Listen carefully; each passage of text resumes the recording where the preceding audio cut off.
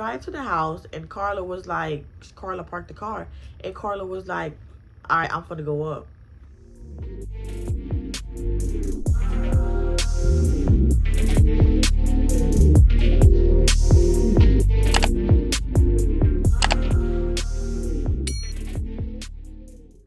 Welcome back to another story behind Life of Hira. Thank you guys for tuning in. If you did make it to this video, you are a loyal subscriber. Thank you, and thank you. Without further ado, let's just hop right into the video.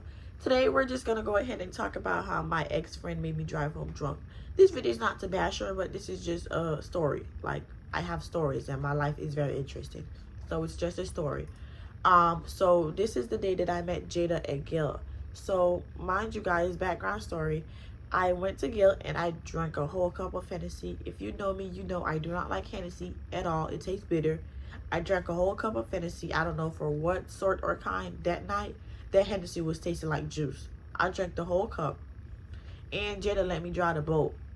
I'm going to put a clip right there. Jada let me drive the boat with whatever liquor she had in her hand on stage.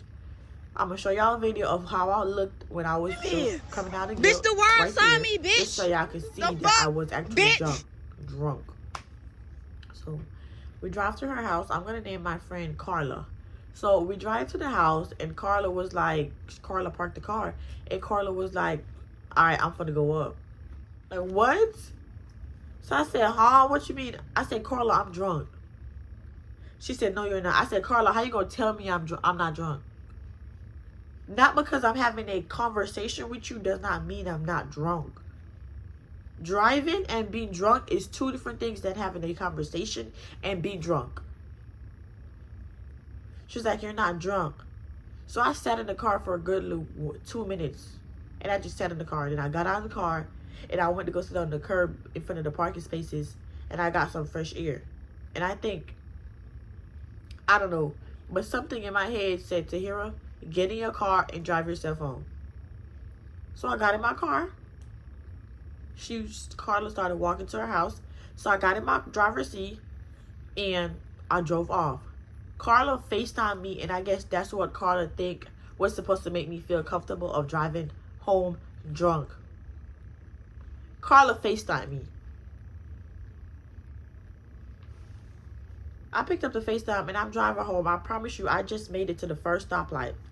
I made it to the first stoplight. When I say I made it to the first stoplight, that means I am able to remember me driving to the first stoplight. After the first stoplight, I don't know who else drove the car, but it was not me. It was one point where I was swerving on the road, like literally swerving left to right, swerving left to right. It was also one point where I was at a stoplight, and no, I didn't run no red lights. It was a point where I was at a stoplight, and I looked up and I started seeing white things popping up on the side of the road, like on each side of the road, not each side of the road, each side of the lane that I was in. So I'm guessing it was someone, my angels, showing me the path to go home. So I'm blinking. I'm like, Tahira, you ain't tripping.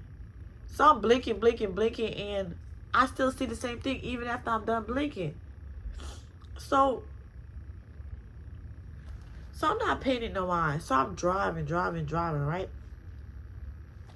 Next thing you know, I see a white gown. Not a gown, but like like a white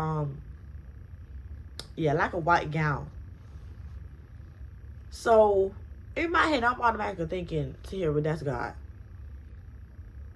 So the first thing I asked him, I said, God, am I a sin?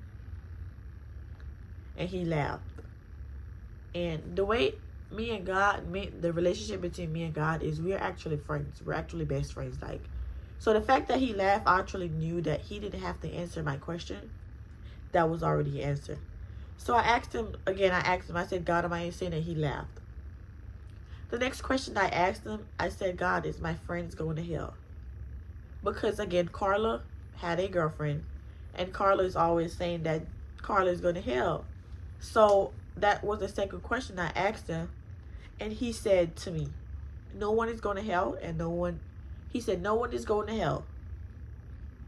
No one knows where they're actually going yet until that day comes. Again, no one knows where they're going until that day come. After that, I just drove home. I didn't drive home. I mean, after that, I was not home yet, but eventually I got home. But that was the 2 questions I asked him when I met him. What does that show to mean to you? That not only do I not think about myself, I think about others as well. I drove home and I slept in my car that night. But this is just to show y'all that sometimes he's gonna put you in situations to open up your eyes.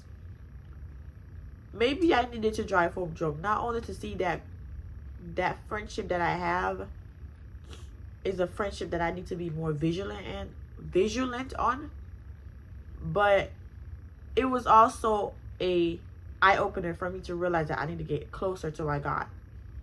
Before me seeing him, there were days where I would wake up and I would pray, and it was just stuff like I wouldn't be as faithful as I am to him as I am right now. So that was not just a eye-opener for me to see that true colors of Carla, but for me to realize that I need to get closer with my God, because no one got me like he do. But yes, that is the video of how I drove home drunk. This video is not to bash her. This video is just a story, because this YouTube is about stories. My life is very interesting. So if you know that you're going to be a part of my story when I tell it, it's not to bash you. It is my story, and I love to share it, because the world that we live in, there are so many people that can relate to it. And again, I didn't have a good support system in a lot of these stories. So I just want to be you guys' support system. Thank you guys for tuning in. If you haven't already, subscribe, like, comment, and share. Turn on that post notification. And tune in for the next video. Bye.